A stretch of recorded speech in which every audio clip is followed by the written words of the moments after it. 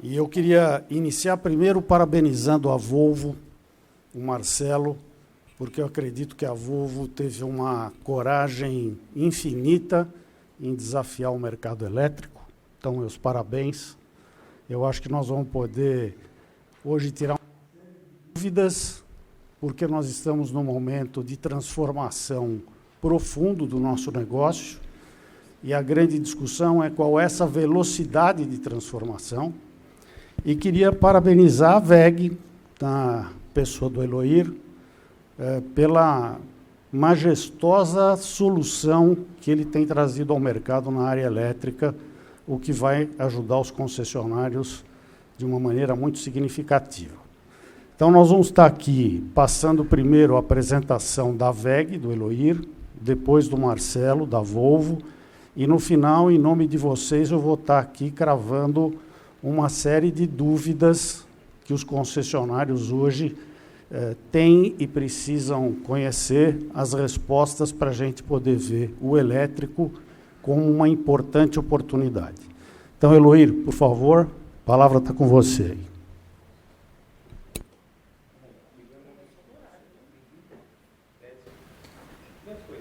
Boa tarde, pessoal. É um prazer estar aqui com vocês.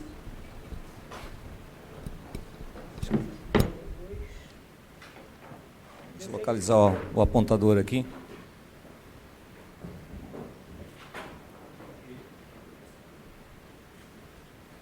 É o meio? Bom,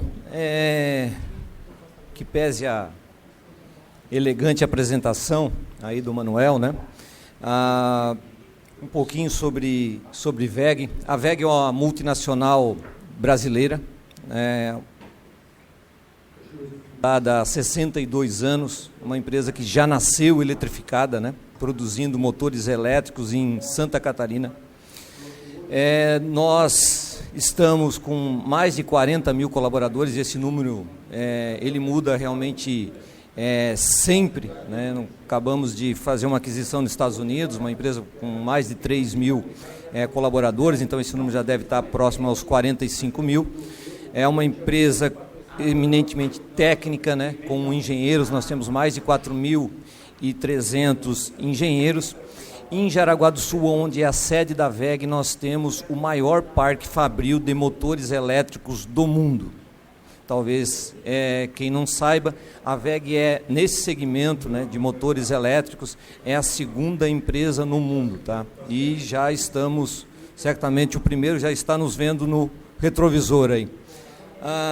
São mais de 70 mil motores fabricados, 52 parques fabris, isso aqui também mudou com essa aquisição, vem mais 10 empresas, 15 países, né? E o que nos orgulha muito é esse ponto justamente de 59% da receita da WEG são oriundos de produtos desenvolvidos nos últimos 5 anos. Então, nós estamos falando aí mais de 23 mil produtos, um portfólio extremamente grande, né? E é a necessidade de inovação, né? A necessidade de estar o tempo todo tentando, fazendo coisas novas, errando, melhorando, né? Isso que faz realmente gerar esse valor, gerar essa receita para a empresa. Aqui a distribuição, né? Onde nós estamos, aqui só consta, obviamente, os parques fabris, são fábricas. As nossas maiores bases são no Brasil, nós temos 17 fábricas no Brasil. E México, né, extremamente importante. Estados Unidos é o nosso maior mercado fora do Brasil. China também é outro mercado importante, com várias plantas industriais. Aqui eu quero fazer uma certa provocação com todos, né? Sempre se coloca no Brasil, em relação a essa questão da mobilidade, né? A coisa do futuro, quando vem, né? A ideia aqui é mostrar para vocês em que momento nós estamos. Enquanto um mercado não atingir 1%, né, enquanto ele for traço, ele não existe. Esse é um momento, né, quando atinge 1%, é um momento, uma espécie de ignição. Esse mercado realmente existe. E eu trouxe esses dados aqui, que foram, inclusive, apresentados pela Anfávia, da BCG, que são dados conservadores, para vocês observarem aqui como se comporta isso, né? Esses mercados, na verdade, um mercado extremamente aderente, né, que foi o mercado da Noruega, atingiu em 2011, China 2015, Alemanha 2016, Estados Unidos 16, Japão 17, Japão é mais reativo, Índia 2019, Brasil atingiu em 2022, no ano passado. Na verdade, nem foi 0,9 para ser preciso. E aqui eu coloco, né, nós estamos falando de veículos 100% elétricos e plug-ins. Nós não estamos falando, né, dos veículos híbridos que não conseguem recarregar por uma fonte externa.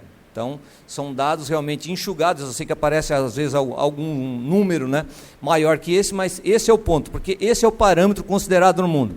Mas observe, de 1% para 5%, tá? 2 anos, 3 anos, 4 anos, isso acontece. Tá?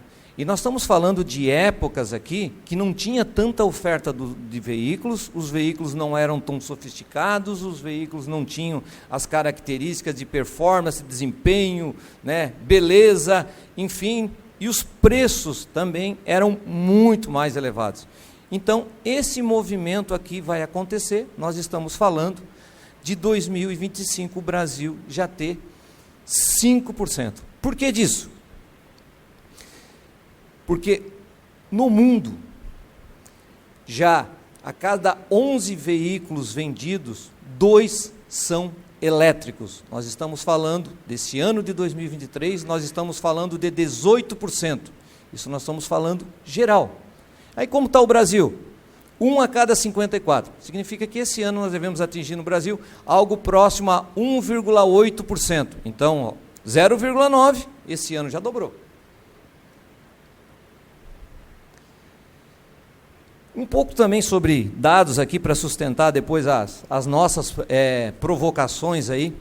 O Brasil atingiu, no mês de setembro, ultrapassou 70 mil veículos elétricos, sendo 30% deles veículos 100% elétricos, em torno de 21 mil, né? E 49 mil de veículos híbridos plug-in, ou seja, 70%. Isso projetando, como eu comentei, de 1,8% de participação nas vendas, né, nos licenciamentos de veículos novos. Nós temos 3.900 estações de recargas com acesso público, as estações de recarga AC. Isso dá 18 veículos elétricos por conector. Tá?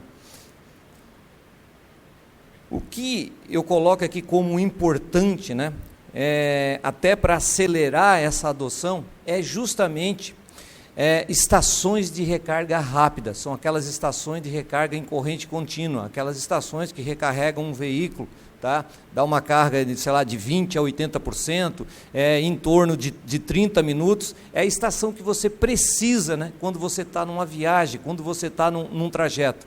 E nós temos, assim, 356, né, desses conectores com acesso público. Nós estamos falando aí de 59 veículos puramente elétricos. Por que eu coloquei ali o puramente elétrico? Porque o híbrido pode seguir a viagem, né, ele vai continuar, né? Se não tiver bateria, ele vai continuar se locomovendo.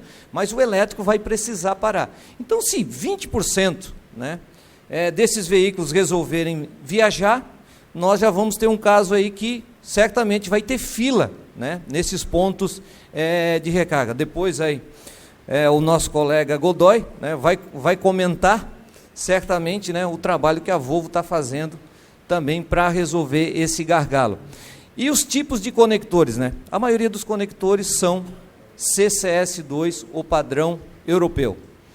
70%. Não significa que os outros, lá chamou em torno de 30%, que os carregadores acabam tendo os dois, tá? Os dois plugs. Mas essa é a questão de disponibilidade. Então, o Brasil, vamos dizer assim, o padrão vencedor no Brasil hoje é o padrão em recarga em corrente alternada, conhecido como tipo 2, em corrente contínua, o CCS2, que é o padrão europeu. Há uma grande concentração, né, desses carregadores na região sudeste e na região sul. Então, nós estamos falando aí em torno de 82% desses carregadores estão nessa região. Então, é um outro desafio, né, levar fazer essa distribuição desses carregadores pelo Brasil, em rodovias, para garantir essas rotas, porque o Brasil é um continente, né? É uma Europa toda, caberia, né, praticamente aqui dentro do Brasil. Então esse desafio das distâncias, das viagens, colocar esses carregadores em rotas dentro de um planejamento, numa distância específica, tá? Isso é extremamente importante para suportar essa transição energética. Aqui, né, quando a gente fala, né, de mobilidade elétrica, nós estamos falando da eletrificação. Esse movimento, essa tendência no mundo, ela não se resume aos veículos elétricos, ela é muito mais ampla, né? Se vocês perceberem, vários equipamentos, né, é elétrico, né? A bicicleta está elétrica, a empilhadeira que usa é elétrica, o forno, o fogão, a churrasqueira, enfim, isso demanda energia, né? E o ideal dentro desse conceito, né, para reduzir as emissões, que vamos dizer assim, é o grande driver, é o grande impulsionador, né, você reduzir as emissões de gases de efeito estufa no planeta, a energia precisa vir de fontes renováveis. E aqui é outra grande vantagem no Brasil. O Brasil tem mais de 87% da sua matriz energética renovável, tá? Então, é um exemplo para o mundo. Se tem um lugar no mundo onde o veículo elétrico, né, puramente elétrico, faz sentido, é realmente aqui no Brasil. E aí você tem toda essa infraestrutura até você chegar especificamente no ponto lá para fazer uma recarga segura. Isso é um outro ponto extremamente importante, né?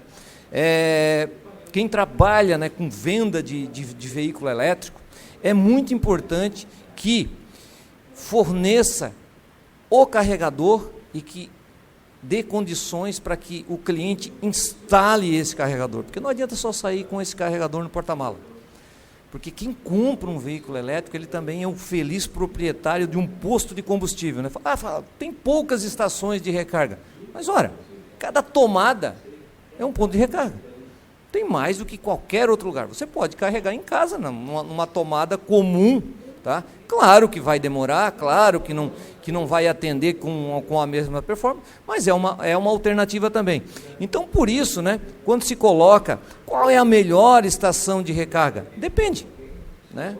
Depende. Hoje mesmo nós estávamos conversando aí, alguém queria uma estação de recarga que recarregasse em 2 horas, mas na verdade ele deixa o veículo, né, recarregando durante toda a noite, né? Eu tenho veículo elétrico, o pessoal pergunta, escuta, quanto tempo leva para recarregar? Eu disse, 5 segundos.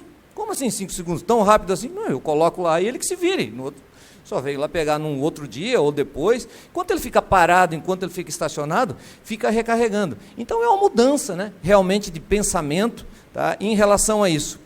Aí você tem a recarga no destino, você se desloca, você pode ir num hotel, você pode, sei lá, em um local, lá se você vai ficar parado, também não precisa uma estação assim de recarga tão rápida. As estações públicas, semi-rápidas, resolvem essa questão. O grande, né, desafio é no trajeto, tá? Então essas estações, elas precisam estar instaladas em locais que tenha conveniência para que você vá viajando e pare enquanto fica recarregando, você vai tomar um café, almoçar, fazer alguma coisa nesse sentido. Eu lembro que quando eu comprei o veículo elétrico, aí nós íamos viajar na casa da avó, eu tenho um filho de 9 anos, ele chegou e perguntou, pai, nós vamos com o elétrico? Aí eu achei, ele não está querendo, né? Aí eu assim, sim, né? Eu falei, mas por quê? Que bom, vamos comer pastel, né? Então a associação dele, né, é que a viagem ficaria melhor, porque ia parar no meio do caminho e nós iríamos comer pastel. E ele prefere, ele até enjoa durante a viagem, então essa parada, né, é estratégica e o elétrico para ele é a melhor coisa do mundo. Aqui, né, a linha de produtos, a WEG é a única empresa da América Latina que tem uma linha completa, desenvolvida, né, e produzida aqui no Brasil de estações de recarga de todos os tipos. E aí, o grande desafio, né, que se coloca para a rede, né, para os revendedores, né, independente de incentivo, sem incentivo, acelerando, desacelerando, tá? Serão vendidos 100 mil veículos elétricos plug-in em 2025. E esse é um número extremamente conservador. Então, o convite, né, quando se coloca, é a combustão, é o flex, é o híbrido, é isso. Isso aqui é uma oportunidade. Na verdade, não, uma coisa não exclui a outra, se complementa. E quem vai decidir isso é o consumidor. Muito obrigado.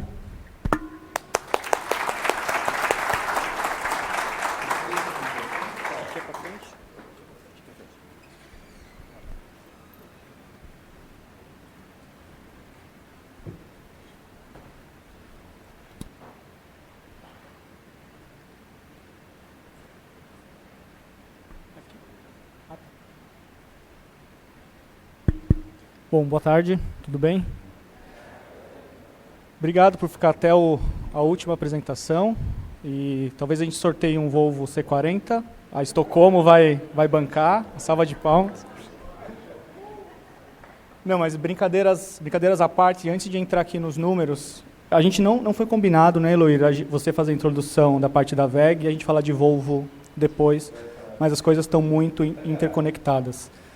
Para os que não sabem, a Volvo, a gente tem a ambição grande de colocar os carregadores na rua e a gente elegeu a VEG como a empresa para fazer tanto a parte de infraestrutura quanto a parte dos carregadores em si. A gente acredita muito na VEG e quando da aprovação desses carregadores com a matriz, a gente explicou um pouco o que era a VEG e rapidamente eles entenderam o tamanho dessa empresa e a gente decidiu sim ir com eles. Por quê? Talvez a gente não teria uma capilaridade da Volvo, além de ter que vender os carros que a gente tem que vender, a gente entrar nessa seara. Então, antes de falar também desses 100 carregadores DCs, a gente precisa voltar um pouco ao passado. Falar de carro eletrificado ou de eletrificação para Volvo, hoje é falar do passado, porque a gente teve essas discussões lá em 2017, quando a gente trouxe a XC90 e o carro PHEV. Um carro com preço extremamente elevado para um público premium e com uma tecnologia nova. Mas a gente entende um pouco que na Volvo e na vida você tem que dar all-in em algumas coisas. E a gente decidiu lá em 2017 trazer a XC90. Não obstante, em 2021, quando da chegada da XC40, imagina que é um carro que todo mundo aqui vê muito na rua, então a nossa ambição de volume era grande, e por questões regulatórias a gente tinha a decisão de ou voltar a trazer o carro mild hybrid, ou a gente iria por 100% elétrico. Naquele momento também, o segundo all-in, a gente foi para 100% elétrico, para um carro que a gente tinha ambição grande de volume. Então, se vai acontecer eletrificação, eu não posso afirmar, mas na Volvo a gente não tem outra opção. A gente não critica outras tecnologias, a gente está aberto a discutir, mas dentro da Volvo, e todos os funcionários da Volvo, a gente acredita nisso. E por quê? Porque é o melhor para o meio ambiente, o melhor para todo mundo. O Eloir falou aqui um número, 87% da energia no Brasil é renovável. Se tem um país com tamanho continental que tem a característica de poder liderar isto, é o Brasil. Dificuldades? Vão ter. A gente já pode ir todo mundo pensando em bateria. A gente pode abrir um capítulo só para falar de bateria. Mas se você está embarcado nisso, você começa a resolver os problemas. Então, lá em 2017, 2018 e assim por diante, o Eloir mostrou, existem 3 mil carregadores ACs na rua. A Volvo, sozinha, a gente colocou 1.000 carregadores. Por que isso? No final do dia você vende o carro, então tá tudo interligado. Sim, mas acho que antes disso, como cidadão, a gente entende que é uma característica e uma obrigação da indústria fazer esses investimentos. A gente não pode deixar o poder público fazer. O Brasil é um país carente de muitos investimentos. E o dinheiro tem que ir para isso, não para colocar um carregador na rua para atender uma parte pequena da população. A gente foi bastante criticado quando a gente deixou essa rede aberta para todo mundo, para cliente Volvo e não Volvo. E para mim, mesmo como financeiro, foi muito fácil entender o porquê. Porque ali a gente estava divulgando não a Volvo, mas os carros elétricos. Quanto mais cliente tivesse usando o carregador Volvo, isso era bom não só para a marca, mas para o segmento como um todo. O tempo passa e existe aí possibilidades de mudanças, porque a gente está sempre atento a isso. Paralelo ou continuamente a isso, a gente assinou um plano com a matriz de colocar 100 carregadores de carga elétrica com nome e fundeado pela Volvo. Hoje a gente tem uma quantidade baixa de carregadores, mas só a ambição da Volvo vai mudar um pouco o panorama do Brasil. Outro ponto importante, não foi combinado, né, Eloir?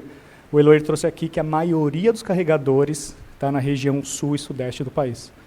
E a gente não pode ter a visão míope de achar que só quem mora no sul e sudeste tem que ser provido por um carregador DC. Não, você precisa ter uma capilaridade, porque se tiver um cliente nessa parte do país, eu preciso.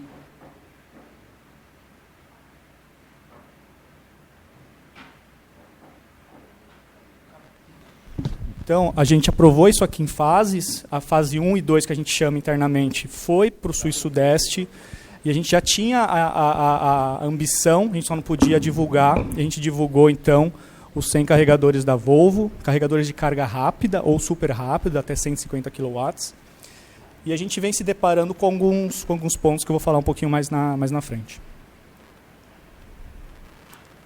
O total investido aqui, a gente está falando em 72 milhões de reais. Bem honesto e transparente com vocês, é um investimento que qualquer montadora deveria suportar tranquilamente. Não é sobre dinheiro que a gente está falando aqui.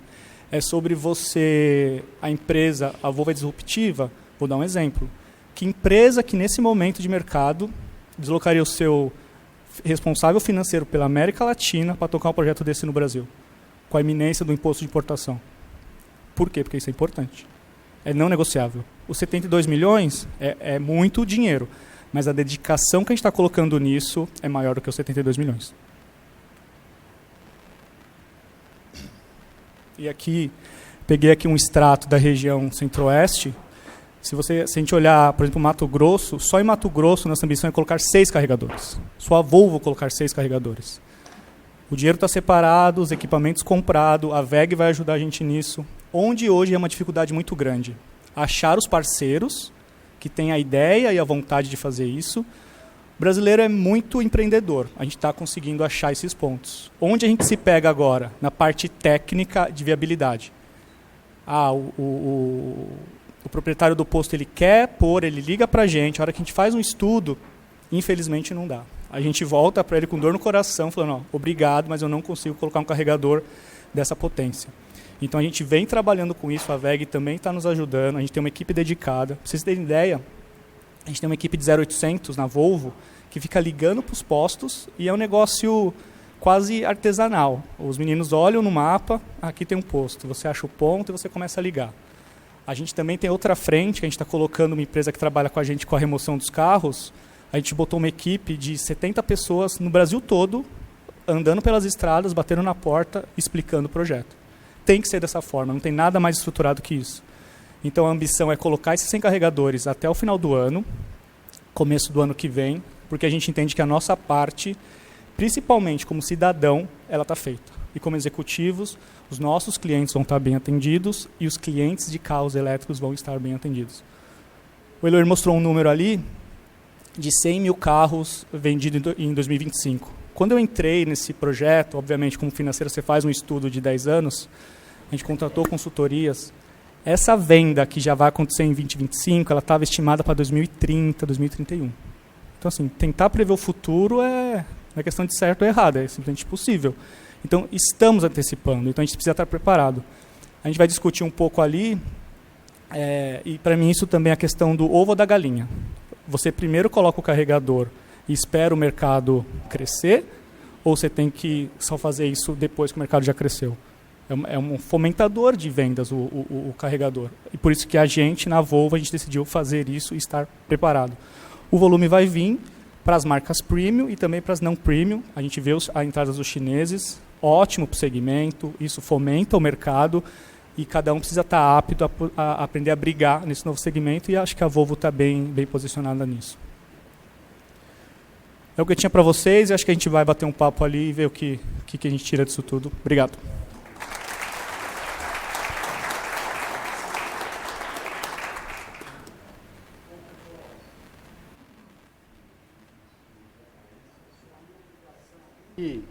é provocar vocês a pressionarem os dois. Então, eu quero só começar dizendo o seguinte, olha que ironia o que nós estamos falando aqui, só para provocar uma discussão. Nós estamos falando aqui que um dos desafios é ter penetração de carregador. Que nós estamos falando aqui de procurar postos que se dispõem a investir. Nós temos 7.500 concessionárias espalhadas no território nacional. 7.500 entre automóvel, caminhão e máquinas agrícolas. A pergunta que eu quero deixar para vocês é o seguinte: se um dono de posto de gasolina pode analisar isso como um business, por que o concessionário não poderia ter interesse? Primeira pergunta que eu quero deixar para vocês. Teoricamente, se o posto de gasolina vai instalar um carregador, é porque ele pretende ganhar dinheiro. Ele não pretende instalar para perder dinheiro. Isso não poderia ser uma alternativa para o concessionário? E a gente está com medo de enfrentar o carro elétrico? Acho que esse tipo de colocação tem que fazer parte do nosso dia a dia e dizer o seguinte: qual é o nosso papel para poder aproveitar essa oportunidade e não ter medo dela, né? Mas eu queria provocar um pouquinho mais. Eu queria dizer o seguinte: nós temos primeiro um problema aqui. A gente está vendo os carros híbrido puros decolarem. Então, a primeira pergunta que eu quero deixar para vocês aqui é: como é que vocês enxergam isso? É o híbrido que vai decolar mesmo primeiro e faz parte da regra do jogo, né? E ele é quase que um complemento, e eu acredito que seja assim, porque todos estão investindo, e o híbrido é uma das soluções, né? Nós temos híbrido plug-in, nós temos elétrico puro, e a grande pergunta é: como é que esse volume vai ficar? Então, essa pergunta eu já vou deixar para vocês aí colocarem, para já a gente discutir, e espero que vocês pressionem para a gente poder ter mais informação. Outro ponto importante é que os Estados Unidos, por exemplo, entende que nós temos um chamado tipping point, um ponto da virada. E eles dizem que quando o mercado chegar a 10%, esse mercado começa a crescer exponencialmente, né? No entanto, acabamos de ver aqui, pela WEG e pela Volvo, que todas as perspectivas que estavam sendo contadas para 2030 já estão acontecendo agora. Então, será que esse tipping point precisa chegar a 10? Será que nós não temos que estar preparados antes disso para tirar proveito dessa oportunidade?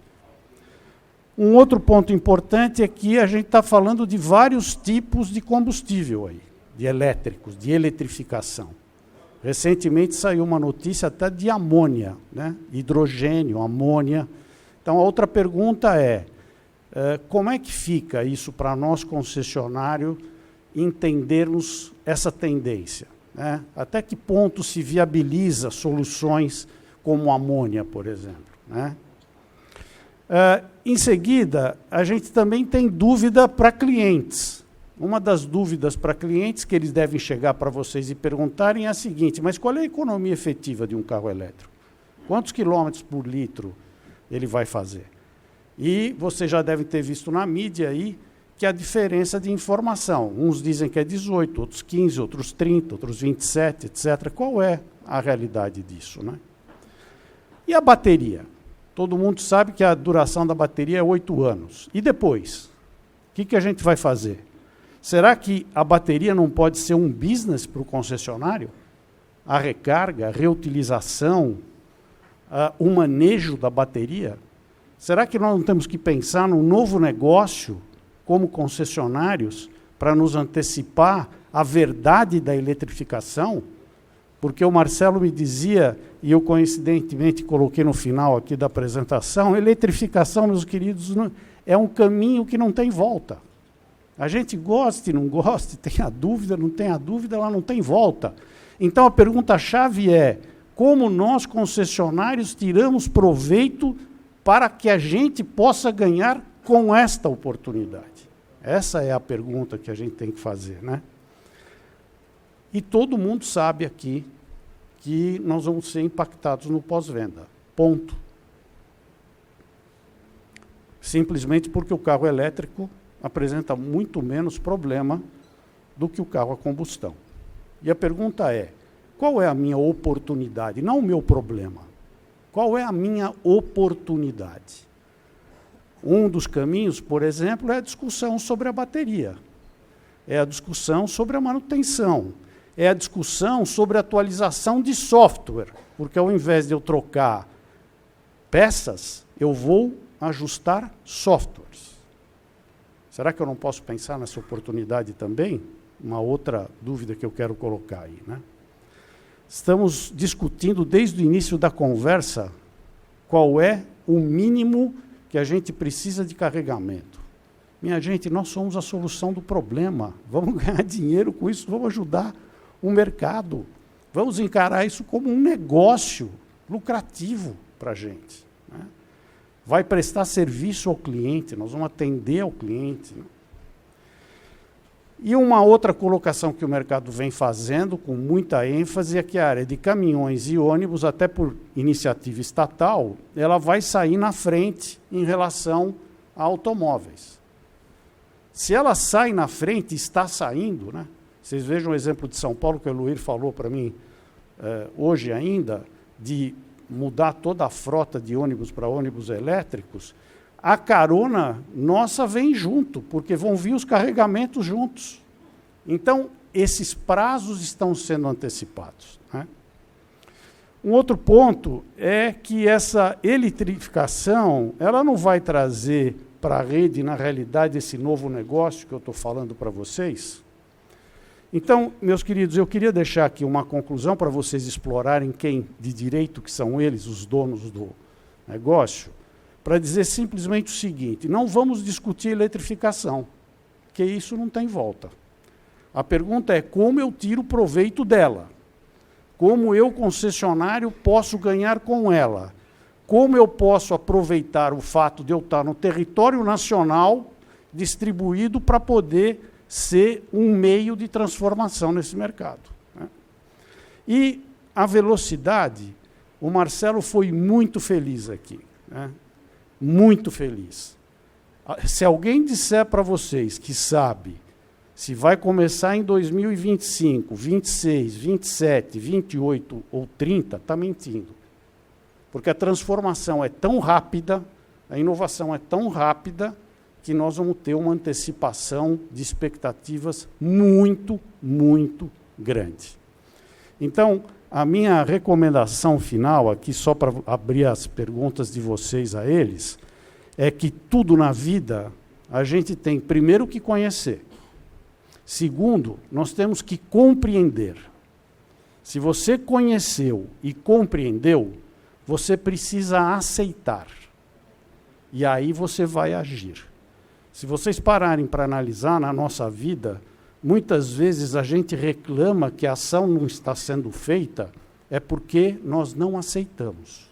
A gente conhece, a gente compreende, a gente diz que aceita, mas como nós não aceitamos, a gente não age. E nós estamos exatamente no momento de conhecer, compreender, aceitar e agir. Muito obrigado, e agora explorem os dois aí.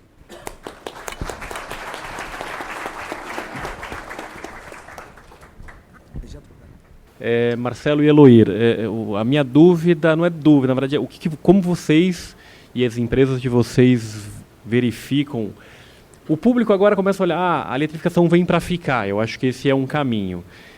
E no momento, hoje, o público em geral procura muita internet, muita mídia para entender aquilo que a gente viu nas palestras anteriores, que a internet está aí com muita informação, então o público já vem com muita informação. E aí a gente vê algumas informações na contramão. Por exemplo, existem algumas, ou uma mais tendenciosa de uma grande montadora japonesa que vem numa linha de uma contramão, algo mais lento, e faz sentido ou não faz. Como que vocês veem esse tipo de informação de uma outra montadora de grande porte? Como vocês enxergam isso? Porque a gente do lado de cá é informação, é uma tendência, mas a gente escuta várias linhas. E como é que vocês enxergam este tipo de informação de uma grande montadora que está indo um pouco na contramão neste momento? Se eu posso responder, eu te conheço faz tempo, né, Williams? A gente cuidava de Forplano, Santander, ó, coisa antiga para Volvo, mas tudo bem. Assim, a gente não julga a estratégia de ninguém, mas é notório que existe uma coisa, é o ambiente de negócios. Você criar uma defesa por algo que a sua matriz colocou como importante você cuidar com aquele speech. Porque a Volvo também ela tem um speech do carro elétrico. Alguém podia julgar, mas você também está defendendo o seu speech da matriz. A gente não entra nessa seara. Pode ser por diversos motivos de negócio. Mas é notório que o carro elétrico ele veio para ficar. Por quê? Dizem que o carro elétrico morreu já 2 vezes, 3 vezes. Mas dessa vez ele não morre, e a gente entende que não morre, e não vem para ser 100% da frota do Brasil. O Brasil não é a Noruega. Mas a Volvo no Brasil, por exemplo, ela só vende carros elétricos ou eletrificados. Mas independente disso, vem para ficar por quê? O carro elétrico está muito vinculado à tecnologia. Então, quando a pessoa entra num carro hoje e dirige um carro elétrico, ele é elétrico, mas ele é um carro que ele tem um Google, que você praticamente não aperta botão, você fala com o carro. A dirigibilidade de um carro elétrico é impressionante, é igual aqueles carrinhos de autorama, você aperta, o carro vai. Então, vem muita coisa embarcada fora, e para mim o mais importante é a questão do meio ambiente. Se você olha o carro elétrico, hoje a medição do poço à roda ou do tanque à roda, ela é muito melhor do que um carro a combustão. É muito melhor. Antigamente vinha a questão, o carro elétrico ele é melhor na fase de produção. Mas depois ele demora, ele é pior na fase de produção, mas depois em 30 km, 100 km, 200 km ele já começa a se equalizar. Mas hoje ele já sai praticamente empatado. Então já nasce mais econômico que um carro a combustão. Então, existem mandatos de executivos para focar mais no produto A, B ou C, a gente respeita, mas a gente acredita muito no carro elétrico por conta disso. A questão da bateria, que eu acho que a gente pode discutir aqui muito, tem um pouco da questão, hoje, 8 anos, se você olhar, algo a ser discutido, mas aí entra um pouco a questão comercial. A hora que isso virar um negócio e tiver atratividade, como tudo na vida foi nos últimos 1 milhão de anos, vai ser oferta e demanda. Empresários vão querer investir numa fábrica de bateria, os custos vão diminuir, tecnologias vão ser mais aceitas. O EX30, por exemplo, que é um carro da Volvo, ele já nasce hoje com 60% dos itens recicláveis. E esse carro daqui 4 a 5 anos, 100% dos itens são recicláveis, inclusive a bateria. Então já tem estudos para você mudar um pouco os componentes da bateria. A bateria em 8 anos ela é inutilizável por um carro, mas eu posso dar 2ª geração, 3ª geração e começar a usar essas baterias. Itens de bateria, antigamente o lítio era o principal item. Já tem outros minerais na produção do EX30 que são itens que você consegue depois dar uma reciclagem melhor. Então é um caminho que daqui 10 anos, e sem fazer futurologia, vão perguntar, por que falamos de bateria? Hoje a gente consegue dar uma vazão para isso. Outra coisa, as autonomias dos carros. Começou com 200 km, 300 km, hoje já tem bateria que aguenta 1000 km. Todo mundo sabe que a bateria mais uso, ela se exaure mais. Se você precisa carregar menos, ela vai durar mais. Então é algo que existe um problema, existe algo a ser discutido, mas tem que discutir considerando que isso é uma verdade, é o que a gente faz na Volvo. Eu só gostaria de complementar, né? O Brasil tem essa questão do etanol, né? Que é uma criação brasileira que dá realmente bastante orgulho, né? Em relação a isso, e ele é eficiente, né? Para redução efetivamente das emissões. E aí existe estudo para todos os lados, mas tem um agora que foi até publicado em outubro do ICCT, né, que trata especificamente desse tema e clarifica bem isso durante, enfim, a toda a vida. Só que o Brasil não é isolado do mundo, né? Não importa, né, o rumo que o Brasil tome, o mundo já escolheu o elétrico como caminho. E não é que escolheu o elétrico porque é o elétrico. Podia ser qualquer outro ponto. É a questão justamente da redução de emissão de gases de efeito estufa. O motor a combustão não consegue mais atender a legislação e não consegue mais atender, tá, as normas, os compromissos, tá, que os países têm. Então, já existem datas de banimento, né? Então, você pensa, né? Vamos pegar aqui a pessoa que mais acredita num carro a combustão, que gosta, enfim, do ruído, do barulho, pode poluir, não me importo, enfim, tá? Agora, imagina que essa pessoa vai fazer um investimento, tem 2 montadoras. Uma montadora que decidiu continuar produzindo carros somente a combustão e uma outra que decidiu produzir somente veículos elétricos. Em qual das duas ele colocaria o seu dinheiro? Tá? Isso é óbvio. E é isso que está acontecendo no mundo. Os investidores, né? Então falta recurso. Não tem recurso para projetos, né, de fazer motor a combustão, né, a melhorar isso.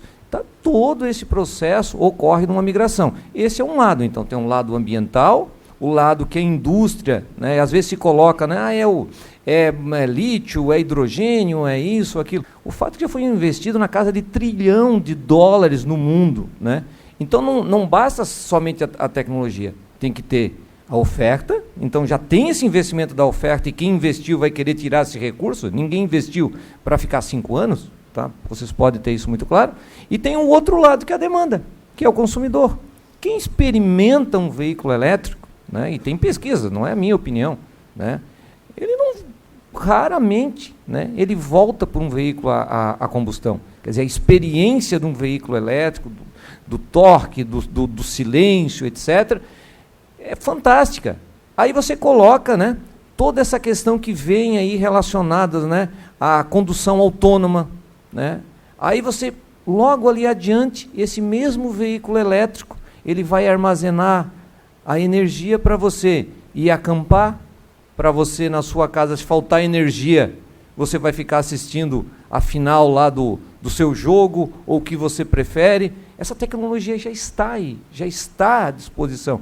Então tem muitas coisas relacionadas à agregação de valor, né, que em cima de uma plataforma de elétrico é possível viabilizar, né, e que no motor da combustão realmente não permite, né, fazer essa aceleração. Pensa num carro que você vai ficar atualizando. Você compra o carro, você não vai precisar outro modelo, né? A Volvo vai vender o veículo, dentro de 1 ano ele vai criar uma funcionalidade nova, e aí cabe a decisão de disponibilizar, de cobrar por isso, mas o seu veículo, né, continua jovem, continua renovado, continua com novas funcionalidades, conforme vai surgindo. É realmente uma plataforma. E nós estamos falando de mobilidade, né?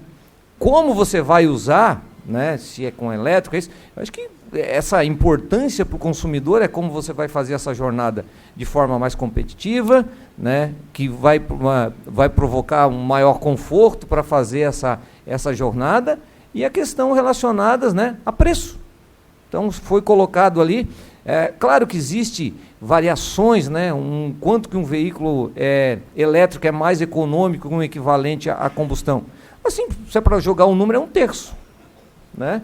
Então, esse é um ponto, né, que se coloca. Então, poxa, se você tem algo para se locomover que vai mais prazeroso, né, que ele é competitivo, né, que vai economizar na manutenção, etc., o consumidor vai experimentar e vai continuar preferindo o elétrico. E aí já dá até para fazer um link com outro ponto, que primeiro acho que você falou um ponto que toca muito a gente. O Brasil precisa decidir se ele quer estar isolado do mundo ou se ele quer estar participando de uma tecnologia nova. Então a gente já sabe qual caminho é qual. Isso é uma decisão de nação. E já dá para pegar o ponto que é a parte de peças e acessórios, que o business vai mudar. Eu acho que vai mudar. A gente não pode já aceitar ou já supor que vai reduzir. Por quê? O que vai mudar? Não existe mais filtro de óleo, mas agora você compra um chip de potência você baixa no carro. Vocês já pararam para pensar qual a margem disso? Algo que fica ali na sua nuvem e cada vez que você faz um download, você cobra do cliente e o custo é 0? Eu não sei. Por exemplo, a gente vem acompanhando isso na Volvo.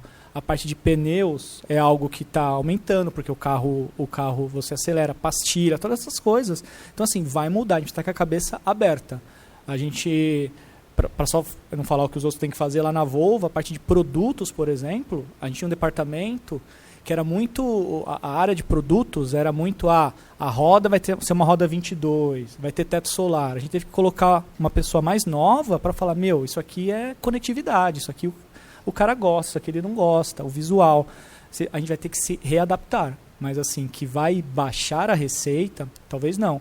Talvez o cliente vá menos à concessionária, mas quando ele for, você pode encantá-lo, que é a palestra que foi mais cedo, e você fideliza o cliente. Então, você fidelizou, quanto vale isso? É incalculável. Você não tem que gastar para trazer o cliente para a loja, ele já está lá, mais fácil de converter. Eu só queria colocar, né, Godoy, acho que é um exemplo importante, e a Volvo lidera isso como ação, até para ajudar os seus próprios clientes, são as vendas de carregadores, né, pelos concessionários. É o maior canal de venda de estação de recarga. A gente falou disso. Tá? Então, esse é um ponto extremamente importante e, às vezes, né, acontece quando vai fazer a oferta do veículo, a gente percebe aquelas concessionárias que ficam com receio, não, puxa, mas é mais um custo, é isso. Esse cliente vai ficar insatisfeito porque ele não levou, né, o seu ponto de recarga para casa, e o concessionário perdeu o momento de faturar justamente naquele momento daquela venda, de colocar no financiamento, de criar uma condição, de ser um diferencial. Então, é um canal de venda de carregadores. Eu não sei quanto que significa isso dentro da rede, Godoy, mas para a indústria, né, para a WEG, é o principal canal hoje de venda de carregadores AC. Hoje, se você olhar a parte de acessório dentro do business, é um dos top 5 ou 10 ali que já está de venda. Então, é uma fonte de receita que ninguém imaginava isso anteriormente. Então, é preciso repensar um pouco o negócio como um todo, eu acho. E a gente fala, a gente está falando de Volvo, mas a gente não está aqui para falar só de Volvo, a gente está aqui para falar do segmento. Saiu um anúncio da Chevrolet Bolt na internet de venda, foi quem puder leia, super explicativo, ponderando o carro elétrico, um carro híbrido e um carro a combustão, que ali fica muito claro as diferenças. Então, a gente falar de diferença de custos, hoje, para você encher uma XC40 P-Heavy, se você for encher de gasolina, sei lá, o tanque dá R$400, uma autonomia de 400 km. Para você carregar a bateria 100%, gasta R$80, R$90. Você imagina o ganho que você tem para quem roda bastante. Algumas cidades, o IPVA é 0. Outras, ele cai de 4% para 2%. Então, a manutenção é mais barata. A gente fez alguns comparativos que o custo total de aquisição e de manter o carro já está positivo para o carro elétrico. Hoje a XC40 ela é posicionada com alguns concorrentes premium o mesmo preço de um carro a combustão. Então assim, o preço ele já está se equalizando, porque a tecnologia está vindo, as baterias estão vindo num preço mais adequado. Então assim, como qualquer movimento econômico, vai se equalizar a partir do momento que tiver demanda. Você vai esperar a demanda para você fazer infraestrutura? Não, a gente acredita que isso tem que ser feito antes. Porque precisa quebrar um pouco o gelo do carro elétrico, que ainda existe. Eu tenho em casa para viajar com um carro elétrico, diferente do seu filho, é um parto. Nunca falou-se de autonomia em casa, mas agora a gente fala, tem que explicar que dá para chegar. Mas é parte do novo normal, a gente diz. Né? Você falou em R$80, né, Godoy? Agora você imagina, né? Se esse mesmo cliente tiver a geração solar, né? 0. Em casa. Olha como isso se conecta, né? E se na casa, né, tiver 2, 3 carros, né? E se for uma empresa e tiver uma frota, né? Quer dizer, olha como isso é potencializado.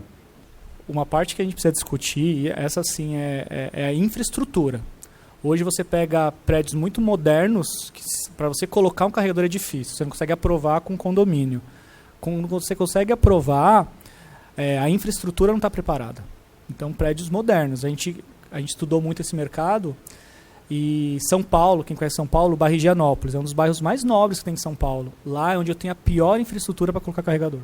A gente vende muito carro para cliente lá e tem que falar para o cara, ele saiu com o box da concessionária, depois ele não consegue instalar o carregador no bairro Higienópolis, porque a infraestrutura é uma infraestrutura muito antiga.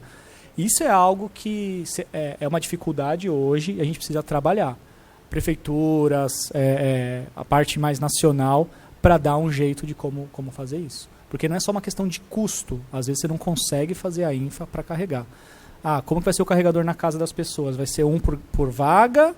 Ou eu coloco um mini ponto de carregamento no condomínio? Acho que a gente vai ter que ainda se adequar a isso. E locais que você não tem vaga fixa, como faz? A gente vem passando por isso. Vai ser um período de adaptação bem grande. Ô Godoy, até aproveitando isso, né, a WEG tem uma solução, né, isso chama Smart Charging, tá, que você pega uma infraestrutura existente, que ela não consegue recarregar, por exemplo, 20, 30 veículos simultaneamente, e todos chegam lá à noite e vão conectar, e os veículos vão ficar várias horas, né, fazendo essa recarga, e esse sistema ele faz justamente esse controle. Pergunta, quanto tem? Eu tenho 20 kW aqui disponível. Ele vai planificar isso, ele vai distribuir entre os carregadores e resolve também essa questão de identificar quem usou, né, pegar o valor que foi consumido, gerar um relatório de rateio no final do mês para o síndico cobrar de quem usou. Então, vamos dizer assim, tem um problema, né, vai lá com uma solução. A gente enxerga muito isso, né? Então, o problema que tem solução é oportunidade.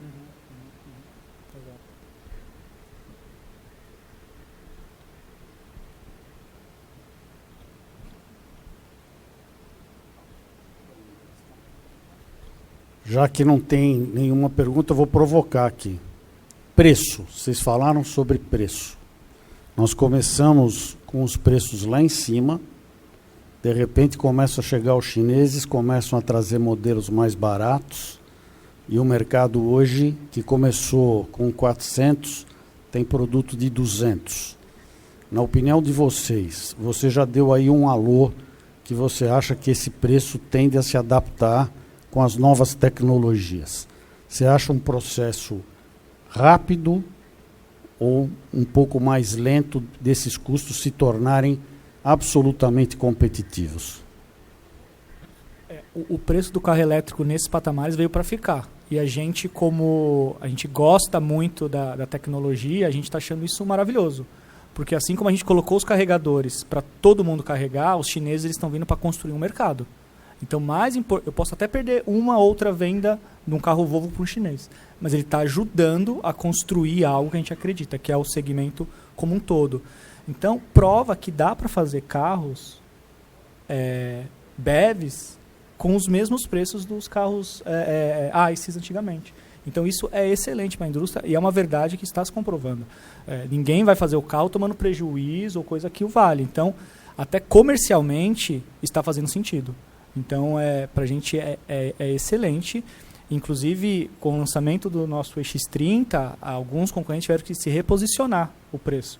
E não foram os de carro elétrico, foram os de carro a combustão. Então, assim, é algo que não é que vai acontecer, já está acontecendo. Isso que, a hora que tiver produções locais, a hora que tiver uma oferta ainda maior, veio para ficar. Tem uma questão que chegou para mim aqui, que é a seguinte. Se o Brasil tiver um crescimento das vendas de veículos elétricos similar à Europa, China ou Estados Unidos, não vai faltar energia elétrica? Essa eu respondo. Nós temos, para vocês entenderem, né? Se pegar todos os veículos que nós temos hoje, essa frota, né, de 70 mil, e fazer um cálculo considerando que vão rodar em torno de 13 mil quilômetros por ano, que é a média, né, que se tem aí, que o brasileiro roda, dá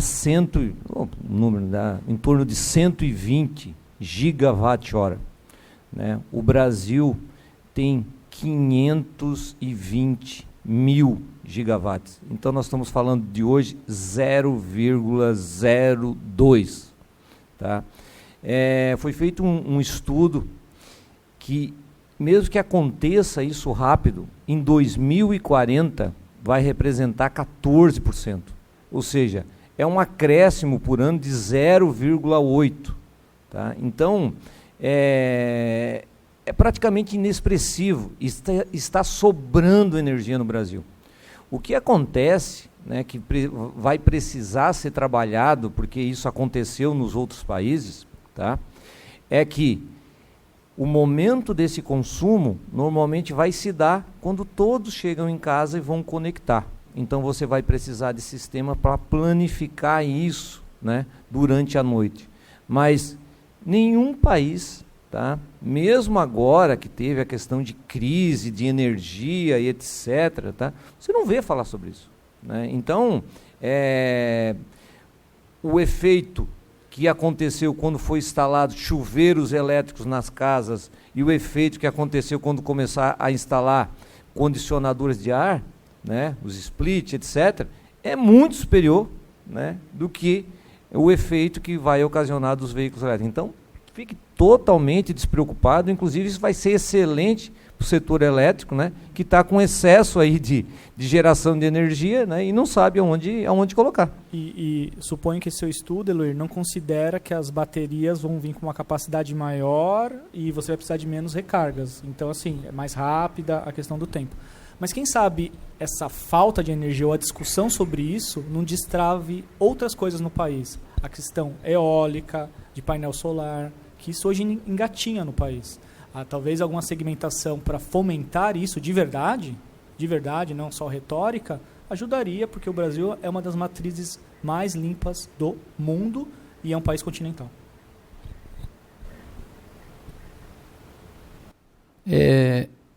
Para a gente entender com mais clareza, um carro 100% elétrico sendo carregado, ele consome... qual a equivalência de um equipamento um equipamento doméstico que pode ser comparado a um carro carregando, a um carro em carregamento? Aproximadamente 2 chuveiros elétricos. Então é como se a minha casa tivesse 2 chuveiros elétricos ligados. Perfeitamente.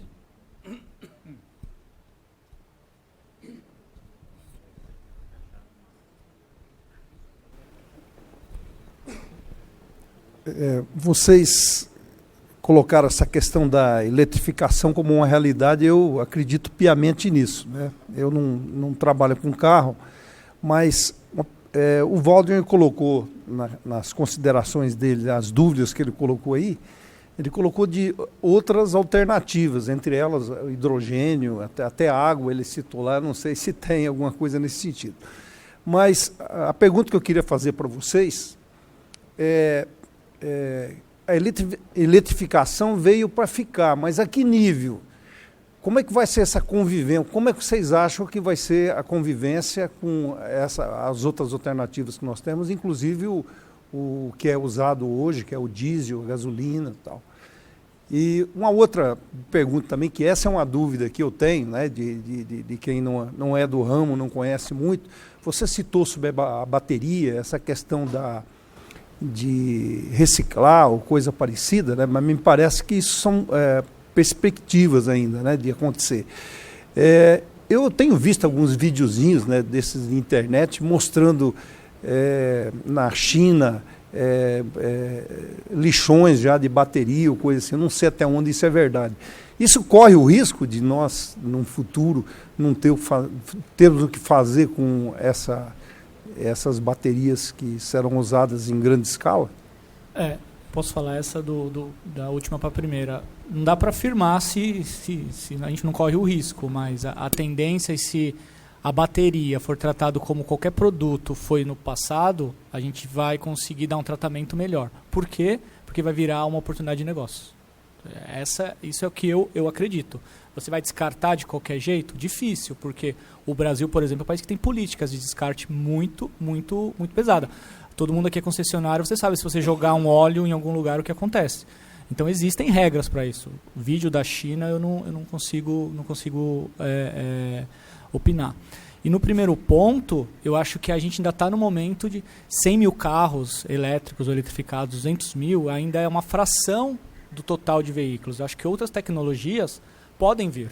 A gente acredita que o mercado elétrico ele é uma fração do todo, mas ela vem para ficar de uma forma grande e, como país, a gente pode investir no álcool, mas a gente vai saber que está investindo para algo que vai ter somente no Brasil.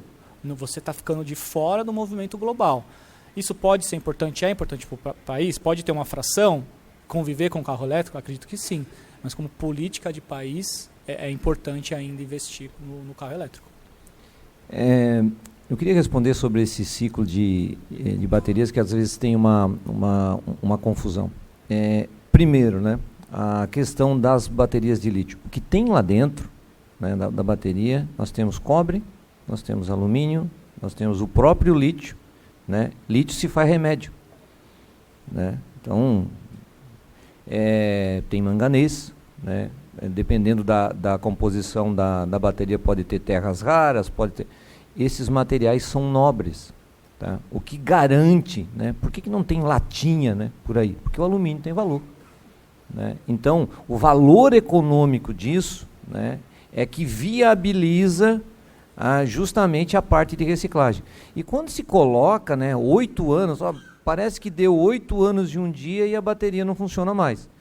8 anos é o que a montadora está dando de garantia, né? Está dando de garantia. Olha só, 8 anos, né, tá dando de garantia na bateria. O que significa que a bateria, após esse período, e não precisa aguardar os 8 anos, a cada ano, assim como o seu celular, ela vai perdendo a capacidade. Então, quando chegar lá nos 8 anos, aquele veículo, sei lá, que dava 380, 400 km, vai dar 300. Tá? Mas vai continuar, você vai utilizando. Só que você vai perdendo essa capacidade, daqui a um pouco ele está em 200. Né? Já começa a ficar o veículo não ser interessante. Pega essa bateria e joga fora? Não joga fora. O que você vai fazer com essa bateria? Eu falo isso porque nós temos um negócio estruturado em relação a isso, e essa bateria ela vai para armazenamento de energia. Tá? Então ela vai para as residências, elas vão para esses hubs de recarga justamente para proteger a rede, justamente para balancear a rede. Aí quanto tempo vai ficar lá? Ficou no veículo lá 10, 12 anos, vai ficar lá mais 10, 12 anos. Estamos falando de 20 anos. No mínimo. Pô, daqui a 20 anos, pensa bem, daqui a 20 anos, hoje, né, as baterias de lítio já são 95% recicladas. Daqui a 20 anos, né, imagina como não...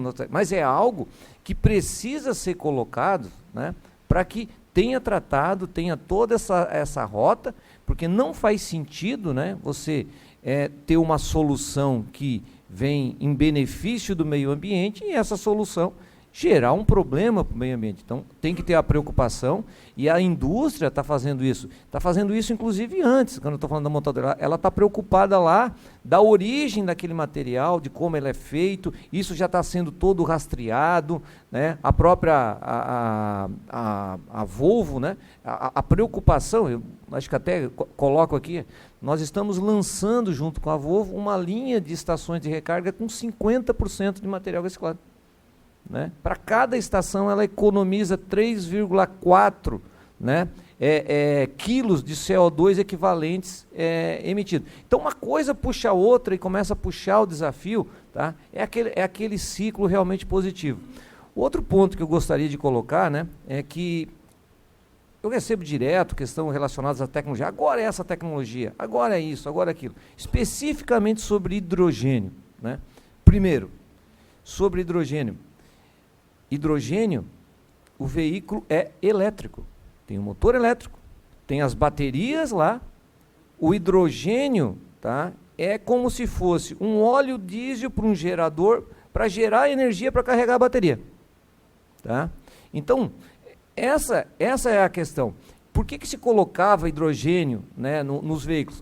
Porque a bateria não tinha autonomia. Então, quem estava desenvolvendo veículos leves já abandonou o hidrogênio. Tá? Já abandonou. Por quê?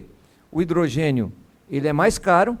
Tá? Você, por exemplo, perde 60% nesse processo que você precisa pegar, né, lá a água, né, fazer o processo, transformar em hidrogênio, transportar, depois fazer o processo inverso, né, o hidrogênio para transformar, para queimar, para gerar energia, perde 60% nesse processo. Tá? Veículo elétrico, nesse processo, perde 13%.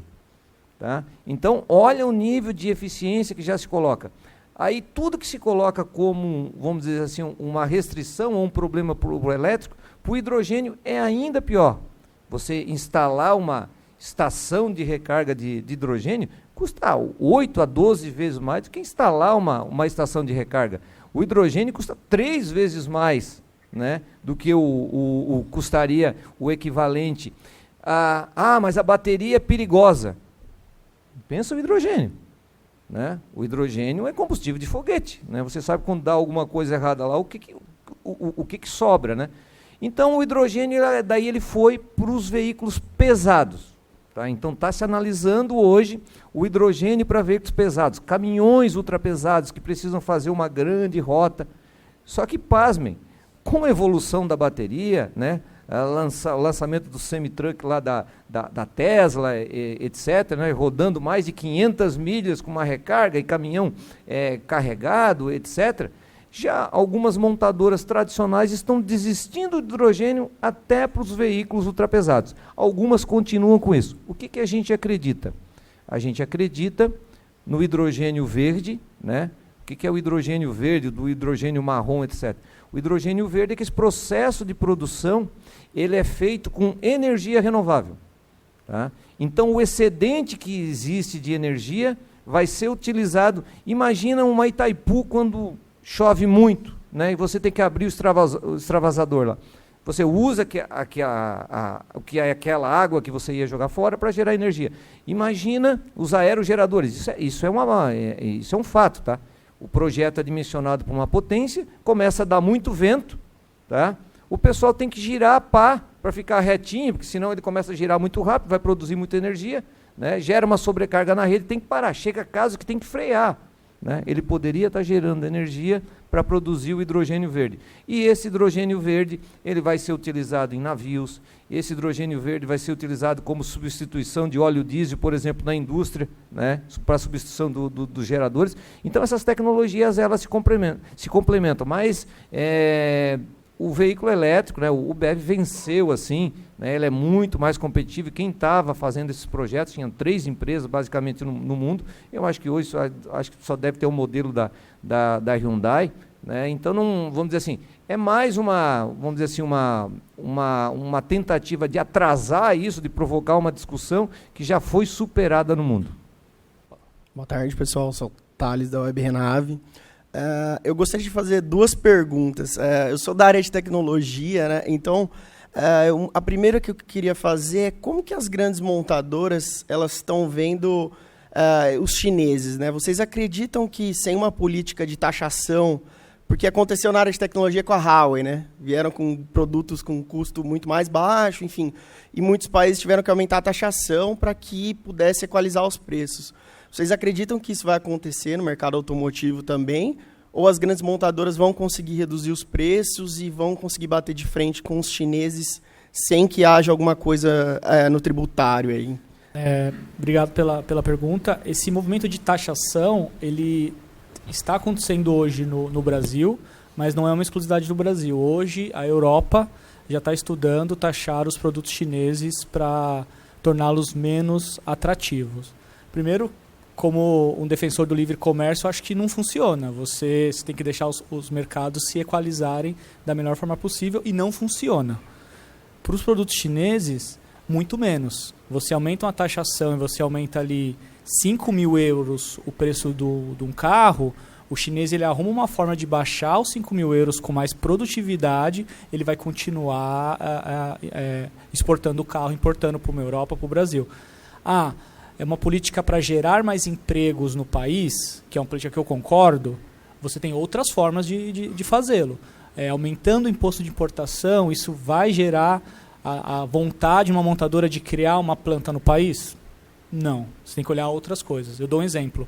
O frete que eu pago do carro da China para o Brasil é o mesmo frete que eu pago do porto de Cariacica para trazer aqui para vocês em Mato Grosso. É um absurdo. Então, assim, a gente está falando de eficiência. Você quer tornar o país acessível a alguém vir e fazer uma fábrica? Deixa ele mais produtivo. Então, a gente não acredita que isso vai travar. E por que não vai travar? A partir do momento que isso for uma demanda do cliente, as montadoras vão atender a demanda do cliente e, em algum momento, você tem um lucro menor, mas se é o futuro, depois você se equaliza e chega. A gente fala muito na empresa sobre a questão da máquina fotográfica, né? Quem vendia os filmes. Com certeza, naquele momento, tinha alguém que falava, não, você vende a máquina, você vende os filmes, é uma margem magnífica, vamos manter.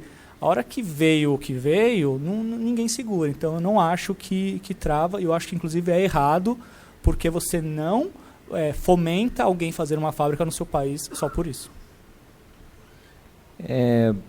A WEG defende muito política industrial, né?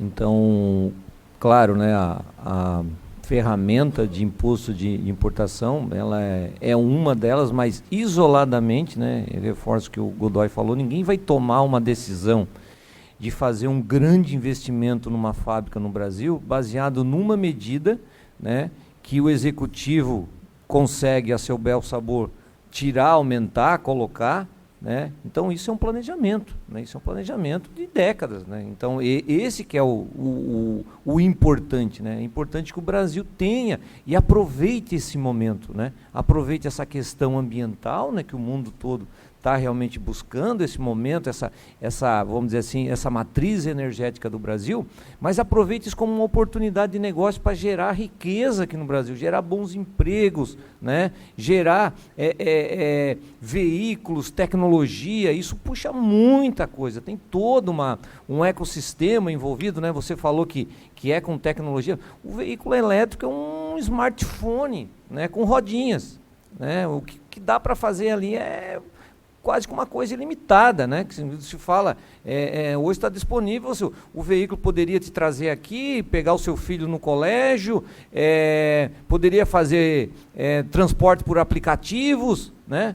Aí tá, mas isso é o futuro. Não, essa tecnologia já existe, está pronta, né? Ela só não é disponibilizada no mercado por questões, né, que se discute aí qual é a responsabilidade, se acontecer um acidente, é da fábrica que produziu o veículo, é do dono do veículo, né? Mas se quiser está disponível e está demonstrado cabalmente, né, que o veículo ele consegue fazer esse trajeto, fazer essa direção com o menor número de acidentes que o humano.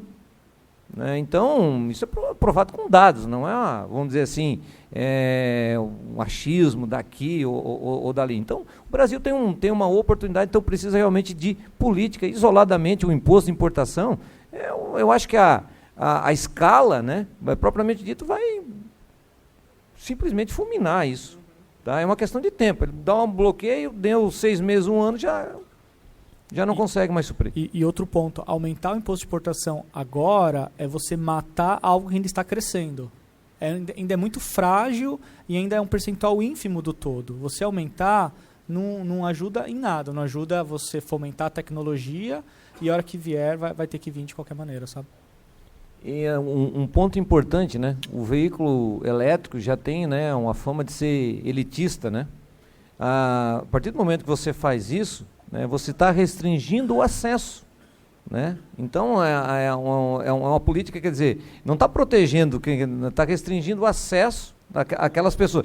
Porque quem está comprando um veículo elétrico hoje, se for 10%, não vai deixar de comprar, vai continuar comprando. Agora, talvez aquela pessoa que está aguardando ali para aquele veículo que estava custando 130, 140, 150 mil, ele baixar, sei lá, né, para 120, 110, seria a diferença dele comprar um veículo. Pessoal, nós estamos com o nosso cronômetro zerado, todo mundo está esperando o sorteio, então nós temos uma última pergunta que foi colocada lá, por favor, que aí todo mundo quer o sorteio. Olá, Marcelo da Tecnol, prometo ser rápido, tá? O nosso mercado está em transformação, né? Então é muito comum a gente ver na rua hoje os carros elétricos eletrificados. E existe uma grande possibilidade, como o Papa falou, do próximo point, acima de 10% da frota do Brasil, de repente, passou de 10%, 20%, e ter uma geração de energia, por exemplo, que hoje é de combustível fóssil, né, para veículos elétricos eletrificados. Primeiro ponto, o Brasil está preparado para absorver essa demanda de combustível fóssil para energia? O segundo ponto, as montadoras estão preparadas para absorver essa produção? Obrigado. Eu acho que a parte do Brasil está preparado, o Eloir até já mencionou que existe capacidade excedente, inclusive, eu acho que o país está preparado. Eu trouxe o ponto, sim, a infraestrutura, eu acho que ainda é uma questão para carregamentos. Eu mencionei ali que a empresa tem a ideia de colocar carregadores na rua, sem carregadores. A gente aprovou o investimento, a gente está fazendo o nosso melhor. Mas você achar um ponto que tem as características é difícil quando você sai um pouco do Sudeste. Isso acho que é um ponto. E eu não vejo a questão de o combustível fóssil. Tem espaço para crescer. O país está preparado. De novo, considerando tudo do jeito que está hoje, a partir do momento que você cresce, esse turning point talvez é um dado dos Estados Unidos. Talvez o Brasil seja mais ou menos. Um exemplo. Os Estados Unidos, o mercado premium deles é o total do mercado do Brasil. É um número absurdo. Eles vendem 13 milhões de carros por ano. Então, assim, é outra tecnologia. Mas, assim, vai acontecer. Se é um turning point que a curva está mais ascendente, não dá para saber. As características econômicas são outras. A entrada dos chineses pode ajudar isso. É um carro com preço competitivo. Eu acho que tá tudo no caminho certo. Não vejo nenhum gargalo, exceto um pouco a parte de infraestrutura do país e regulatória de fomentar um painel solar, fomentar outras fontes, que naturalmente, se como cidadão e população a gente buscar isso, os governos vão aprovar algumas coisas.